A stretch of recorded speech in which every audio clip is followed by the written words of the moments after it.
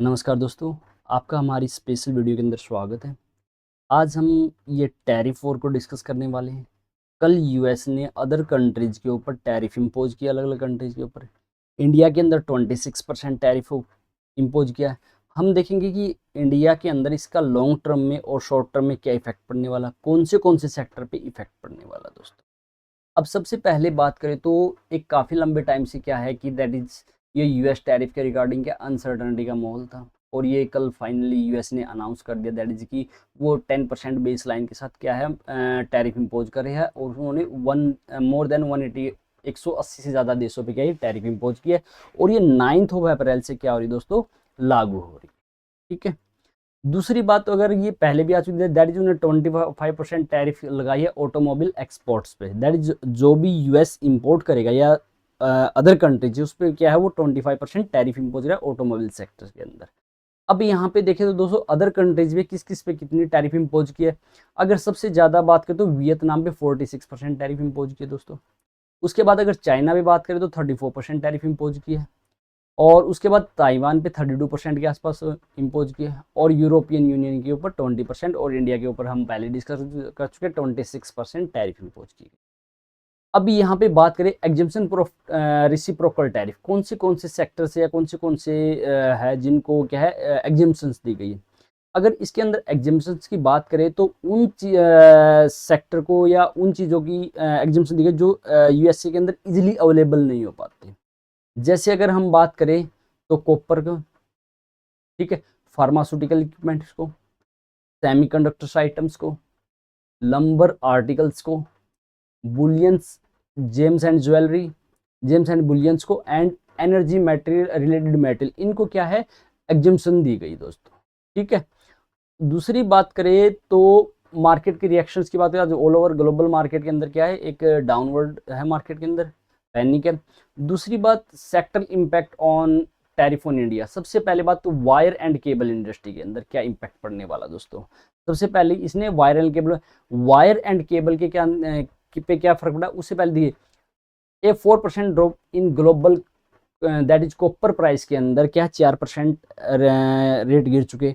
अब इसके कारण क्या जो कॉपर की वायर एंड केबल बनाने वाली कंपनी है उनकी कॉस्ट कम होगी, तो उनको डायरेक्ट बेनिफिट मिलने वाला दोस्तों। दूसरी बात करें जो कंपनियां यूएसए के अंदर एक्सपोर्ट करती है दैट इज उनके लिए क्या है कि एक्सपोर्ट महंगा हो जाएगा, तो वहाँ उनका प्रोडक्ट यूएसए के अंदर अभी कंपिटिटिव नहीं रहेगा, तो उनकी रिवेन्यू कम होने वाला। दैट इज जो एक्सपोर्ट करने वाली कंपनी उनके लिए क्या है ये नेगेटिव है। सेकंड बात करें तो इलेक्ट्रॉनिक सेक्टर्स के लिए, इलेक्ट्रॉनिक सेक्टर के लिए क्या दोस्तों ये एक नेगेटिव न्यूज है। That is the electricity which in account for 32% of India export to US, जो 32% यूएसए के अंदर एक्सपोर्ट किया is likely to encounter headwind. Headwind face मतलब क्या है कि हेडविंड फेस करें दैट उसको डिफिकल्टी आई वहाँ पे, क्योंकि अभी कोई आइटम है जैसे यहाँ पे से हम यूएसए के अंदर एक्सपोर्ट करते थे, अगर कोई 100 रुपये की चीज़ थी अभी यूएसए के अंदर क्या कितने की बिकी 126 रुपये की बिकी, तो वहाँ पे क्या है कंपेटिटिव एडवांटेज नहीं मिलने वाला दोस्तों। अब टेक्सटाइल की बात करें, अब टेक्सटाइल सेक्टर के अंदर बात करें तो जैसे क्या है कि यूएस ने चाइना के अंदर भी टैरिफ इम्पोज किया है, इंडिया पे भी किया है, ताइवान पे भी किया है, और किसकी बात करें यूरोपियन यूनियन पे भी टैरिफ किया है। अगर चाइना की बात करें तो इंडिया ने चाइना पे 46, ताइवान पे 32% एक्सपोर्ट किया है, और वियतनाम पे किया दोस्तों 36% के आसपास, 34% के आसपास। ठीक है। अगर इससे देखें तो इंडिया का जो टेक्सटाइल है यूएसए के अंदर अभी कम्पिटिटिव हो जाएगा, क्योंकि चाइना में 46% लगाया है और ताइवान पे 34 और इंडिया पे 26%, तो इंडिया क्या कम्पिटिटिव एडवांटेज है, तो India product in country compare में क्या है वहाँ पे सस्ता रहेगा।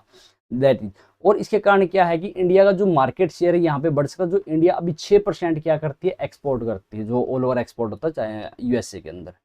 ऑटो एंड ट्रक इक्विपमेंट पे दोस्तों 25% टैरिफ में पहुंच गया, ये नेगेटिव इंपैक्ट ऑटो सेक्टर्स के लिए। बुलियन एंड ज्वेलरीज की बात करें, ठीक है, बुलियन एंड ज्वेलरी की जो गोल्ड है दोस्तों, अभी ये टैरिफ जो इम्पोज किया जा रहा है इसके अंदर क्या रिसेशन आने वाला, वो हम लेटर थोड़ा डिस्कस करते हैं। अब इस रिसेशन के कारण क्या है गोल्ड के रेट कॉन्टिन्यूसली बढ़ रहे हैं।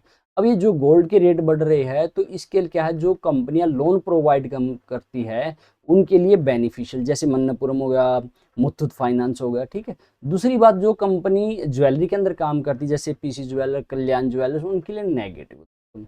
जेम्स एंड ज्वेलरी एक्सपोर्ट की बात करें तो ये पहले क्या था, ये टैक्स फ्री था, ड्यूटी फ्री था।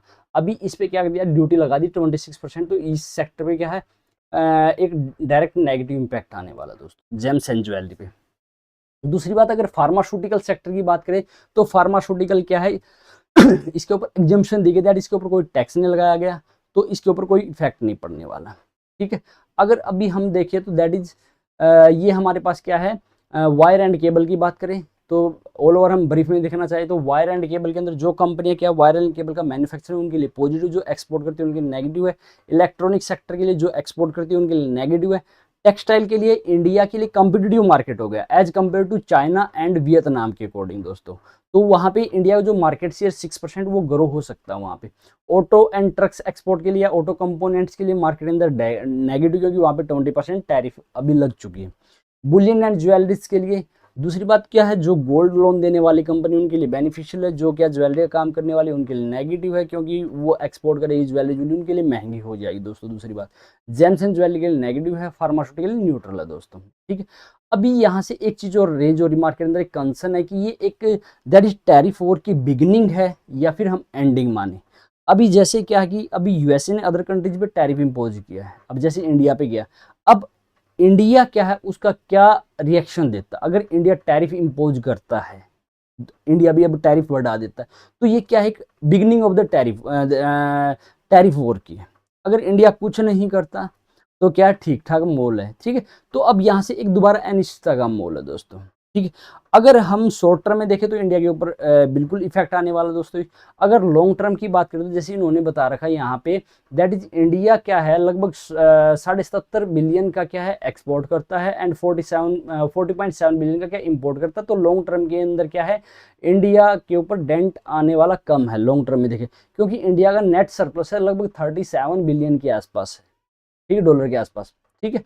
अभी दूसरी बात करें जो टैरिफ वॉर के अंदर क्या है, ग्लोबल इकोनॉमी पे क्या कुछ इफेक्ट पड़ सकता है, इंडिया के ऊपर क्या कुछ इफेक्ट पड़ता है, उसको हम एक बार डिस्कस करना चाह रहे हैं। दूसरी बात, जो ये ग्लोबल इकोनॉमी की बात करें तो जैसे क्या है दोस्तों, एक तो इससे क्या है कि सामान महंगा हो जाएगा। जैसे क्या है कि अभी यूएस में कोई मैन्युफैक्चरर है, कोई चीज बनाता है, और जैसे इंडिया से कोई कंपोनेंट जाते हैं ऑटो पार्ट्स के, अब यूएस ने 25% टैरिफ लगा ली। अब वो जैसे 1000 रुपये का पहले जाता था, अभी वो 1250 रुपये का जाएगा, दैट इज 250 रुपये महंगा हो चुका। इससे क्या कॉस्ट बढ़ेगी, ठीक है।